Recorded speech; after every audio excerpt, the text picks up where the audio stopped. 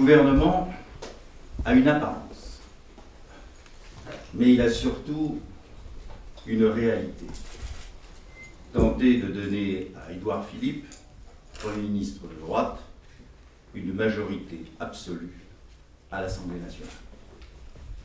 L'objectif est de bâillonner l'Assemblée pour faire passer les lois de droite au canon. Il n'y a pas de ministre socialiste au gouvernement. Il y a une colonne vertébrale de droite et des ministres d'En Marche qui ont quitté le Parti socialiste ou ont été exclus. En choisissant de confier Bercy à Bruno Le Maire et Gérald Darmanin, le Premier ministre Édouard Philippe aura l'assurance de pouvoir mener une politique économique de droite et en même temps de droite, dont les priorités consisteront à augmenter la CSG, supprimer l'ISF, remettre en cause les protections des salariés, réduire drastiquement le nombre de fonctionnaires et casser les services publics. L'éducation nationale est reléguée au 11e rang protocolaire. Il y a une absence d'un ministère plein et entier des droits des femmes, alors que c'était un engagement de campagne. Pas de référence dans les intitulés ministériels au logement, à la jeunesse, aux personnes âgées, à la fonction publique ou encore à la politique de la ville quand on connaît la situation de nos quartiers défavorisés. Le renouvellement est en trompe-l'œil. Pour les ministères régaliens, il n'y a pas la parité. En moyenne d'âge, les ministres régaliens du gouvernement d'Édouard Philippe sont plus âgés, 63,7 ans, que sous le gouvernement de Cazeneuve, 58 ans. Une dizaine de membres du gouvernement sont issus de toutes les grandes écoles, de la technocratie. Nous sommes loin de la remise en cause du fameux système. À l'Éducation nationale, il y a un homme de purge. Jean-Michel Blanquer a été directeur général de l'enseignement scolaire au ministère de l'Éducation nationale de décembre 2009 à décembre 2012. C'est lui qui était aux manettes pour mettre en œuvre la réforme Chatel dans le non-remplacement d'un fonctionnaire sur deux. Il a beaucoup contribué à la suppression des 80 000 postes dans le quinquennat Sarkozy. Directeur général du groupe ESSEC, il n'excluait pas, il y a encore quelques mois, dans l'Express de janvier 2017, de changer le statut des enseignants en proposant aux nouveaux professeurs des contrats de travail de droit privé. Il a fait de l'autonomie des établissements un axe central de sa réflexion sur l'éducation et souhaite notamment que les chefs d'établissement puissent recruter librement leurs enseignants. Un chiffon rouge, bien sûr, pour l'ensemble du mouvement syndical qui pourrait aboutir à accentuer la concurrence entre les établissements et créer une école à plusieurs vitesses. Il y a des ministres dans ce gouvernement en contradiction totale avec le président de la République. Gérald Darmanin s'est fortement opposé au mariage pour tous. Nicolas Hulot prend sa responsabilité d'un ministère majeur pour l'écologie, alors même que cette thématique ne constitue pas une priorité pour Édouard Philippe, notamment sur la question du nucléaire. Comme l'a indiqué le journal Libération, Agnès Buzyn, ministre des Solidarités de la Santé, était jusqu'à présent responsable présidente de la Haute Autorité Santé. Sa nomination en mars 2016 avait d'ailleurs suscité l'inquiétude de militants de la transparence. Jacques Mézard s'est illustré au Sénat comme grand défenseur du cumul des mandats. Bruno Le Maire, lorsqu'il était candidat à la primaire de la droite, plaidait notamment pour la fin du statut de la fonction publique territoriale, la baisse de 80 milliards de dépenses publiques et la restriction de l'APL, qui ne figure pas au programme de M. Emmanuel Macron. Il a également co-signé une proposition de loi visant à instaurer le principe d'innovation responsable et de remettre en cause le principe de précaution. Ce gouvernement de droite pour la droite ne peut inspirer la confiance à un moment où le pays a un besoin de gauche. Je suis maintenant prêt à répondre à vos questions.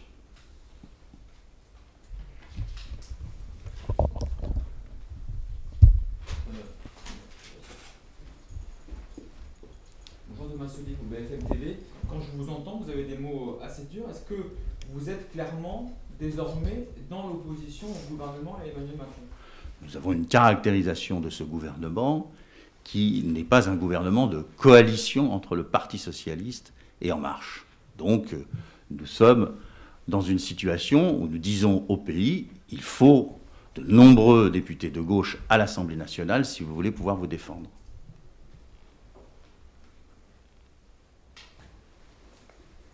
Bonjour, Mathilde Siro pour le Figaro. Est-ce que ce gouvernement change quelque chose pour votre stratégie pour les législatives?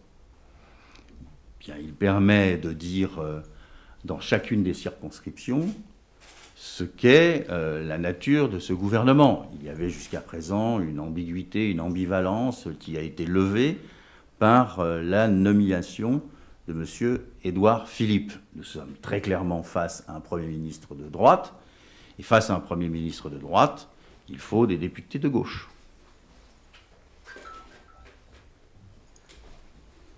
Jean-Yves Daoulas pour l'Express. Pour reprendre la formulation à l'issue de la mutualité le jour, vous parliez d'être constructif et vigilant. Est-ce que vous restez constructif ou est-ce que, pour peut-être répondre plus clairement à la question de Thomas, vous êtes vraiment dans l'opposition? Nous sommes constructifs et vigilants. Nous exerçons la vigilance par rapport à la nature de ce gouvernement. Et nous le manifestons. Mais cela ne veut pas dire que nous ne serons pas constructifs à l'Assemblée nationale. Nous souhaitons que notre pays réussisse. Et donc, par rapport à l'opposition, oui ou non? Nous ne sommes pas dans ce débat. Aujourd'hui, nous ne savons pas qui sera majoritaire à l'Assemblée nationale. On voit bien qu'il y a une volonté d'avoir une majorité absolue. Mais évidemment, nous ne sommes pas pour un Premier ministre de droite, si c'est votre question. Vous aviez annoncé que le Bureau national serait l'équipe de campagne, en quelque sorte, sur l'élection législative. Est-ce qu'il y aura des porte-paroles? Est-ce qu'il y aura des visages qui vont apparaître Oui, il y aura des visages pour la campagne.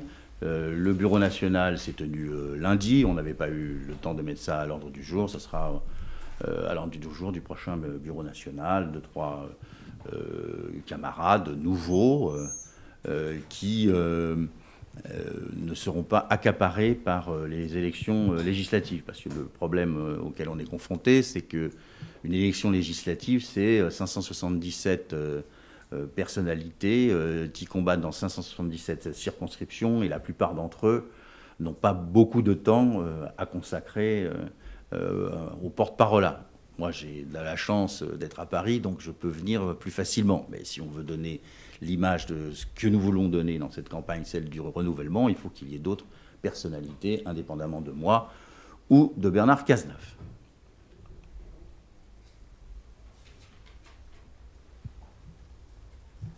Il y a des membres du Bureau national qui se sont inquiétés des ambiguïtés en fait, du Parti socialiste pour les législatives, notamment pour des candidats qui se revendiquent clairement de la majorité présidentielle.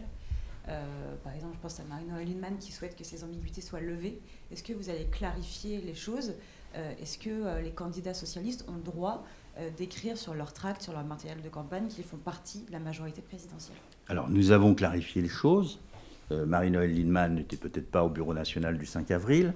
Nous avons expliqué qu'on ne pouvait pas être En Marche, qu'on ne pouvait pas être dans la majorité présidentielle s'il y avait majorité présidentielle à cette époque, que ce sont des candidatures socialistes, alliées au Parti radical, aux écologistes, à l'UDE. On peut prendre les formules que l'on souhaite, mais nous ne nous intégrerons pas dans la majorité présidentielle par infraction, puisque on ne nous le permet même pas, puisque dans la plupart des sports, il y a des candidats d'En Marche contre des candidats socialistes. Donc ce débat ne se pose pas.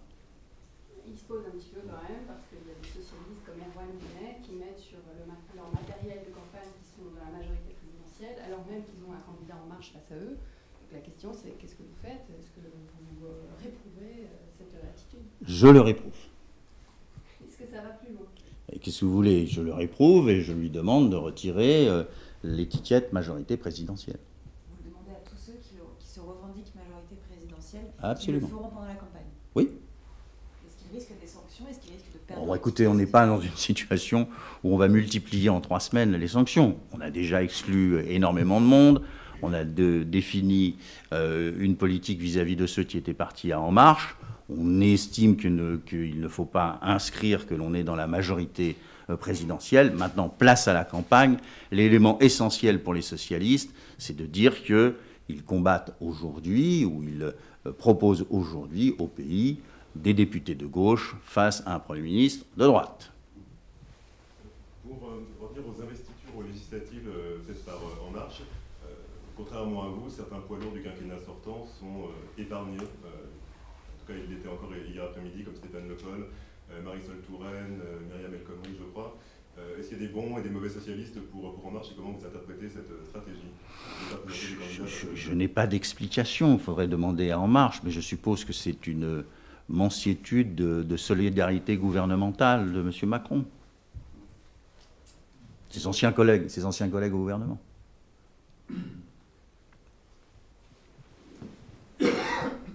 Bonjour, Hervé Favre, La Voix du Nord. En cherchant bien, vous ne trouvez aucun point positif dans ce gouvernement. Par exemple, la nomination de personnalités de la société civile, enfin, qui ont une expertise reconnue dans leur domaine, même s'ils ne sont pas très connus du grand public. Est-ce que vous ne pensez pas que ça répond aussi à une attente de l'opinion? Tout à fait. Je pense qu'il est juste de décloisonner, d'ouvrir, de renouveler la politique. Mais je ne peux pas faire croire au pays que la présence d'hommes et de femmes de la société civile modifie la nature d'un gouvernement. Un gouvernement, c'est un Premier ministre qui déploie et organise, c'est même la Constitution, la politique de la France. Donc à partir du moment où ce Premier ministre, qui aurait pu être un centriste, qui aurait pu être quelqu'un de la société civile, qui aurait pu être même quelqu'un venant du Parti socialiste, est un Premier ministre choisi par le Président de la République, qui est un Premier ministre de droite, je suis obligé de prendre en compte non pas la forme, mais le fond de cette composition gouvernementale.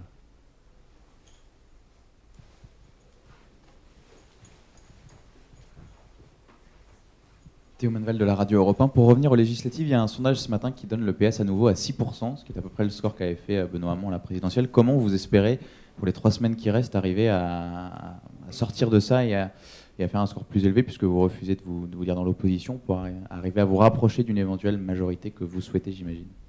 Écoutez, d'abord, je pense que ce sondage arrive dans un moment assez particulier. Le gouvernement vient à peine de s'installer, le président de la République a gagné l'élection présidentielle, et les Français ne sont pas confrontés à l'enjeu de la majorité ou pas à l'Assemblée nationale, une majorité de droite ou pas. Moi, je constate sur le terrain que jusqu'à présent, les Français s'interrogeaient sur le fait qu'il fallait ou pas donner une majorité au gouvernement, et qu'aujourd'hui, voyant que c'est un gouvernement de droite, enfin avec un Premier ministre de droite, ils s'interrogent fortement. Et si vous reprenez les sondages, vous verrez qu'il n'y a pas beaucoup, il n'y a que 21% qui sont favorables à une majorité absolue.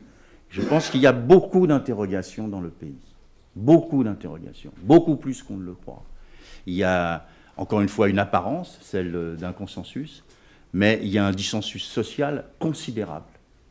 Et donc, il n'est pas impossible au Parti socialiste, pour le Parti socialiste, d'indiquer que les députés de gauche seront très utiles pour protéger et promouvoir une politique vraiment progressiste. Est-ce que vous fixez un seuil, un nombre de députés en dessous duquel vous considéreriez que ce serait un échec? Écoutez, non, pour une raison toute simple.